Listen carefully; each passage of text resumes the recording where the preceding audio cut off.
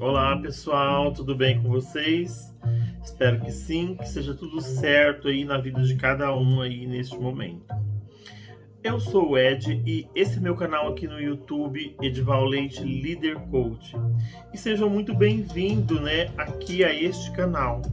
Se esse assunto é relevante para você, né, se o assunto, os assuntos tratados aqui são relevantes para vocês, se inscrevam no canal aí e ativem aí as notificações para que vocês possam estar recebendo sempre os vídeos que eu acabo postando aqui neste canal. Aqui neste canal falamos aí sobre a metodologia coach aí aplicada a vários processos organizacionais e também tratando aí os indivíduos aí no nicho, né, coach de vida e de processo. E hoje aqui o tema do vídeo será comunicação aí assertiva. Eu falarei aqui algumas dicas, né, de como ajudar vocês aí a serem mais claros, né, e a serem melhor compreendidos aí dentro da comunicação de vocês. A comunicação é um processo complexo e essencial aí às atividades humanas, pois afinal de contas temos que nos comunicarmos aí, né, para a gente se fazer entender. O sucesso ou o fracasso desse processo está sujeito aí a uma série de fatores, como o conhecimento aí dos interlocutores e a escolha aí do melhor, né, momento aí e do melhor canal de comunicação. A seleção das palavras, a entonação, a linguagem corporal, que hoje é muito importante, principalmente aí nos processos de seleção e recrutamento das empresas, né, o embasamento das informações e a capacidade aí de ouvir, gente.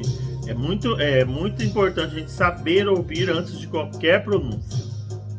Quando as pessoas desenvolvem esses aspectos, elas conseguem comunicar-se aí com muito mais clareza e muito mais objetividade, o que ajuda aí na solução e na prevenção aí de uma parte muito expressiva dos problemas que surgem aí dentro das organizações, dentro das empresas, nos círculos de amigos e também aí nas famílias, né, no seu ambiente familiar ali, no seu contexto ali mais junto com seus entes queridos.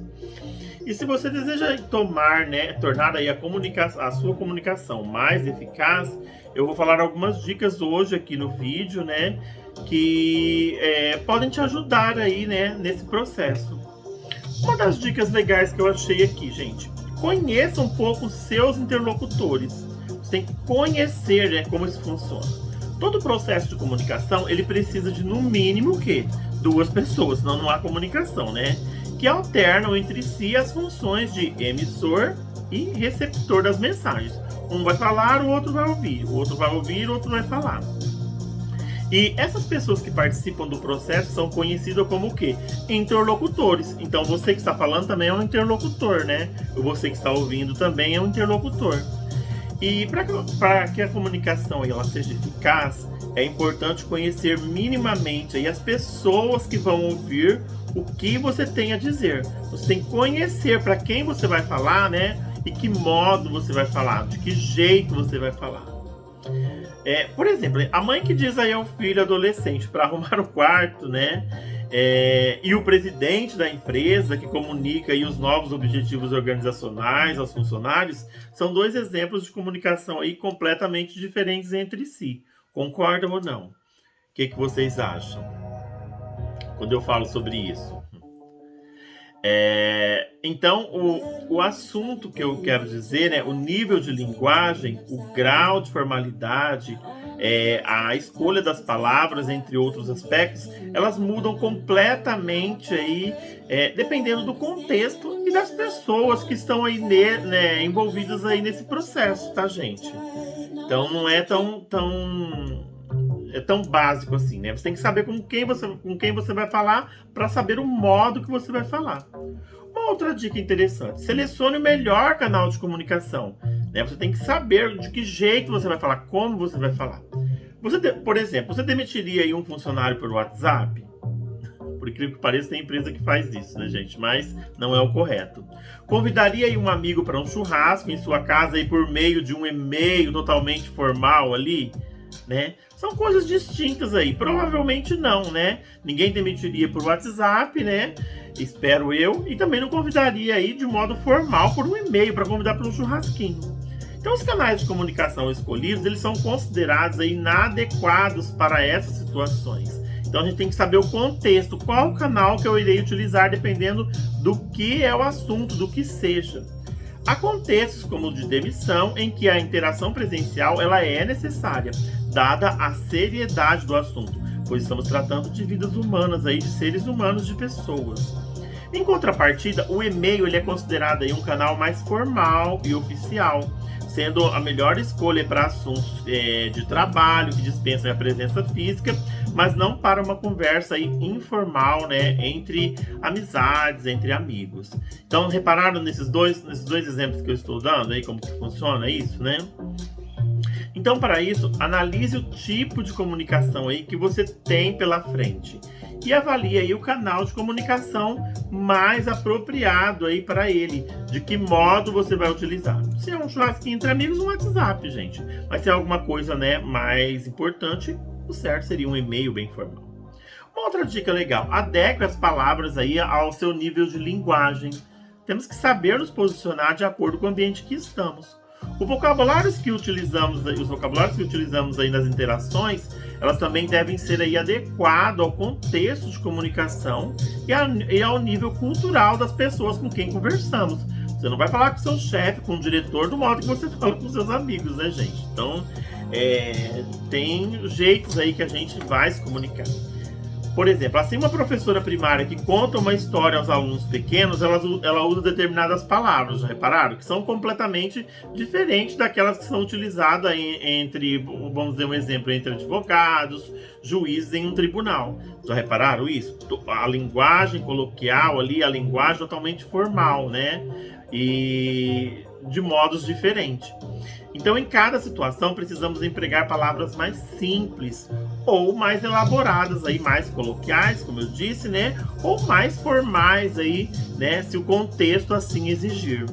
Então, é importante fazer essa adaptação para que as pessoas, né, nos compreendam e também para que haja adequação aí ao quê? Ao contexto ali, né, do que está sendo tratado, ali, do que está sendo dito.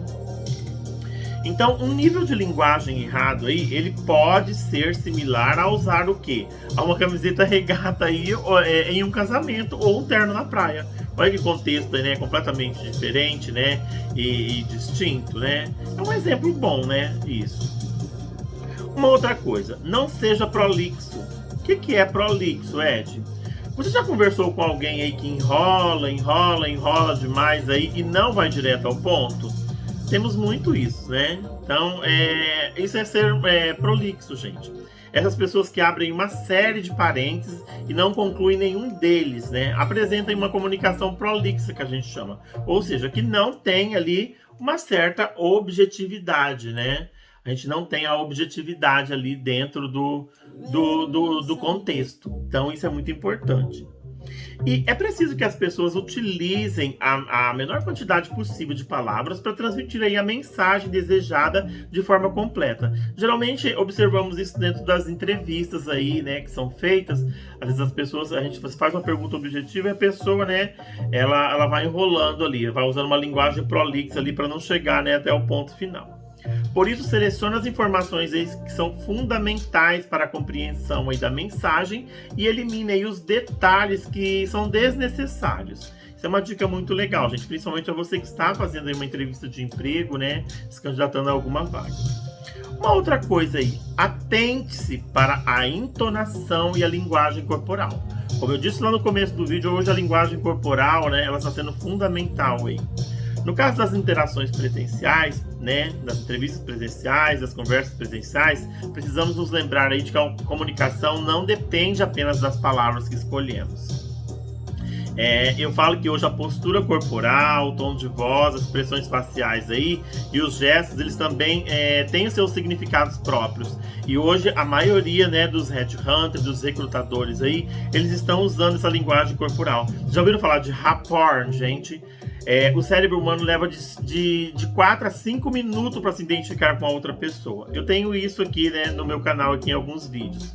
Eu falo que todos esses itens eles podem expressar diferentes emoções aí, como a tristeza, raiva, né, medo, entusiasmo, confiança, alegria e por aí vai, gente.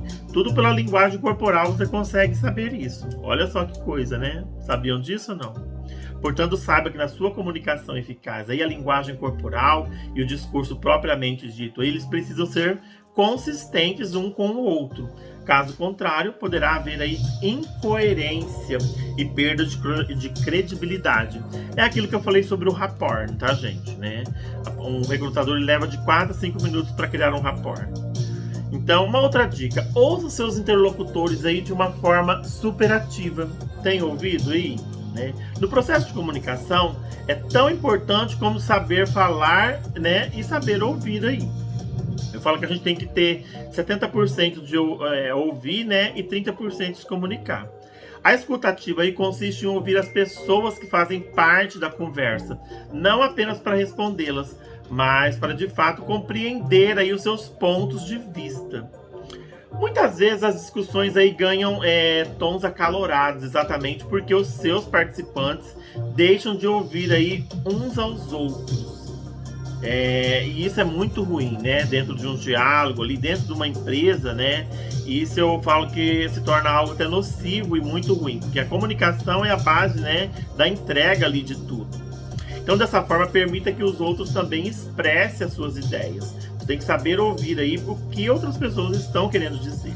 Uma outra coisa muito que a gente deve usar muito, né? Tenha empatia e coloque-se no lugar, né, da outra pessoa aí antes de dar aí a sua resposta.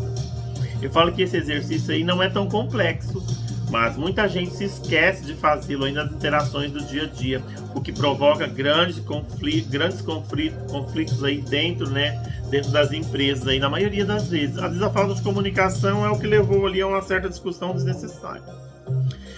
Uma outra coisa, né, gente, tenha embasamento aí para a sua comunicação. É uma regra de ouro isso que eu falo, tá? Que devemos aí desenvolver e aprender desde a infância. E pense um pouco antes de falar. Será que você tem propriedade, conhecimento aí para dizer o que pretende dizer? Porque muita gente fala muita borracha, né? Vamos dizer assim, e não tem conhecimento profundo daquilo. Será que a sua fala é realmente necessária? São coisas que a gente tem que pensar. Será que seu comentário pode agredir ou magoar alguém? Principalmente hoje nas redes sociais, né? Onde está uma coisa desenfreada e cada um fala o que quer sem pensar nas consequências. E os resultados estão aí. Então reflita sobre essas perguntas aí antes de iniciar, né, uma conversa aí, né, com quer quem que seja aí. Hoje em dia, muitas pessoas que dão aí as suas opiniões sem terem conhecimento sobre o tema ou a mínima empatia com o outro, acaba sendo nociva e prejudicial. Como eu falei, a internet está cheia disso, né, gente? Então, você gostaria de ouvir aí da boca de um colega seu aquilo que pretende dizer a ele? Se a resposta for não, verifique se essa comunicação é mesmo necessária ou se é melhor você ficar calado. Entre mudo e sai calado, gente. Falo que isso não tem como errar. Então a gente tem que saber, né, como a gente vai conduzir qualquer tipo de assunto. Às vezes uma palavra ali que você menos imaginou pode magoar alguém. Lembre-se sempre de que as palavras ditas, elas não podem ser desditas. Olha que boa regra isso, né? Uma outra coisa que eu queria alegar, para finalizar, faça aí da leitura um hábito, né? Se há uma dica importante aí para quem deseja se comunicar melhor, a leitura possivelmente é a mais importante dela, né? Esse hábito nos ajuda aí a desenvolver praticamente todos o que eu falei, né, anteriormente aqui, todas as outras dicas que eu falei até aqui, como a aquisição de vocabulário, né? Compreensão do outro, a escuta empática, né? Leitura do contexto de comunicação, escolha aí dos níveis de linguagem, entre outros aspectos, gente, que é bem amplo isso, né? Se a gente fosse aprofundar aqui, ficaríamos o dia inteiro falando sobre isso. Além disso, há um ponto importante que a leitura desenvolve, especialmente aí necessário na comunicação escrita, que é a fixação aí das normas gramaticais. A gente tem que saber se pronunciar de maneira correta, né? Pequenos deslizes aí e erros de digitação, por exemplo, podem ser perdoados. Mas, né, principalmente em ambiente de trabalho, há alguns equívocos aí gramaticais que tendem a prejudicar aí a imagem do profissional. É aqueles famosos, né, comer as palavras ali. Do mesmo jeito que você está falando no Messenger, no WhatsApp, você não pode falar no e-mail, né, gente? Então, isso a gente tem que ficar bem claro nisso. Então, você tem que ficar atento, né, nesses processos, né? E escolha o momento adequado aí, né, para você se comunicar, né? Eu acho que a gente tem que escolher o momento certo para se falar alguma coisa e o momento certo para ficar só ouvindo, né? Por fim, né, eu falo que não menos importante, né, o aspecto a se considerar na comunicação eficaz é a escolha do momento certo aí para a gente, né, se posicionar. Você pediria um aumento salarial aí ao seu chefe em um dia em que ele está visivelmente estressado? Eu já tive algumas experiências sobre isso, né? É muito engraçado a gente falar aqui sobre esse tema, mas é muito importante. Comunicaria aí ao seu amigo de que você ganhou esse aumento salarial na mesma semana em que ele contou que ele foi despedido? Olha que disparando, eu falo assim, que discordância, né? Que discrepância nisso, né, gente? Então, a sensibilidade aí é também importante na comunicação. Há momentos mais adequados aí para iniciar conversas, especialmente as que abordem os temas, né, mais delicados. Então, você tem que saber ler o contexto, gente, saber ler a situação ali, tudo que está ao seu redor, né, e se posicionar. São coisas que a maioria das pessoas aí acaba não prestando atenção ali no dia a dia. Né? Dessa forma, eu falo que você tem que ler o contexto, né, e sempre fazer o uso do bom senso. Então, gente, ó, eu espero que essas dicas, né, que eu disse aqui, né, ela possa contribuir aí para desenvolver as suas habilidades de comunicação, né? São pequenas dicas, coisas simples aí do dia a dia que a gente não acaba prestando muita atenção. E por meio delas aí, né, a gente tem que conseguir, eu espero que você consiga se expressar e alcançar seus objetivos com mais facilidades aí, né? E eu falo que, resumidamente aqui de tudo, né, as principais recomendações sobre o assunto que eu quero deixar bem claro aqui no vídeo é: pense antes de falar e leia antes de enviar uma mensagem escrita. Isso pode, né, te salvar de muita situação aí de enrascada. Gente, vocês gostaram desse tipo de comentário, né? Dessas diquinhas aqui sobre competências comunicativas aí, né? Que eu falei aqui em cima. Já tem colocado alguma delas em prática aí? Espero que sim, né? Que você tenha, né, percebido isso, né, no decorrer da sua jornada profissional aí, da sua vida, né? São coisas que a gente deixa passar ali no dia a dia. Igual eu falei para vocês, né? Hoje tem um estudo, né, feito, né, que uma pessoa ela leva de 4 a 5 minutos, que eu falo, igual eu falei aqui dentro do vídeo, né, para criar aí um rapport. O que é esse rapport, né? É essa comunicação, né, é essa interação com a outra pessoa. Então, por mais conhecimentos que as pessoas tenham aí, né, sejam aí super, as suas expertises sejam aí super eficientes, tenham um currículo invejável, mas a maioria das vezes aí, quando você vai fazer um processo de entrevista ou alguma coisa e não se criou aquele rapport, né? O entrevistador com você ali não criou aquela empatia naquele momento. Isso leva de 4 a 5 minutos, tá, gente? Segundo estudos aí, né, baseados científicos aí, a gente tem um neurônio, né, no nosso cérebro aí, onde a gente cria, né, esse tipo de rapport. Então, espero que essas dicas tenham feito a diferença para vocês aí, né? E tenha feito sentido na vida de vocês. Eu agradeço vocês aí que me acompanharam aqui até o final desse vídeo. Se não for inscrito, como eu falei lá no início, se inscrevam, ativem as notificações aí para receber os vídeos mais relevantes.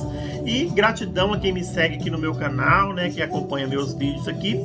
Sucesso sempre na jornada de vocês aí.